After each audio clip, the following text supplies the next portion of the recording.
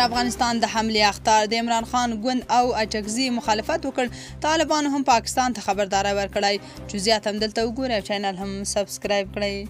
د پاکستان تحریک انصاف د دغه هیواد د دفاع وزیر خواجه آصف لخوا په افغانستان کې د احتمالي بریدونو په اړه څرګندونې نامسؤلانه او پارونکې وبللې.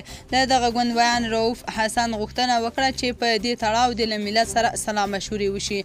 د پاکستان د دفاع وزیر خواجه آصف تېره ورځ ویلي و چې پاکستان به د افغانستان په خاوره کې د تحریک طالبان پاکستان پر ضد عملیات وکړي. هغه د پاکستاني رسنۍ سما سره په مرکه کې ویلي و که ترهګر له افغان خاورې پر پاکستان برید کولی شي نو ولې ځواب نه وایو.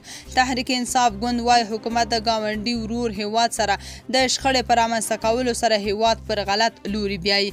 د دغه ګوند ویان ویلي چې د تحریک انصاف د پاکستان حکومت له افغانستانه د امریکا د وتلو پر مهال احتمالي وژونکو اغیزو ژغورلی او د طالبانو له ادارې سره د ګټورو اړیکو بنسټ کېښود.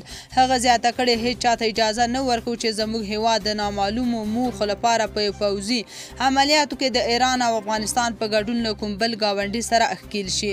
ورته مهال د پښتونخوا ملي عوامي ګوند مشر محمود خان اچکزي د پاکستان د دفاع وزیر د وروستیو څرګندونو په غبرګون کې وایي دا د ماشومانو خبرې مه کوه چې له دې ځایه په افغانستان برید کوو، موږ یې په هیڅ حالت کې نشو منلی. بلخوا د طالبانو دفاع وزارت ګواښ کړی که چیرې د افغانستان په حریم برید وشي نو د دوی د غاښ ماتونکي ځواب سره به مخ شي چې پایلې به یې بدې وي. تاسو په دې اړه څه نظر لرئ؟ کومنټ کې شریک او چینل هم سبسکرایب کړئ.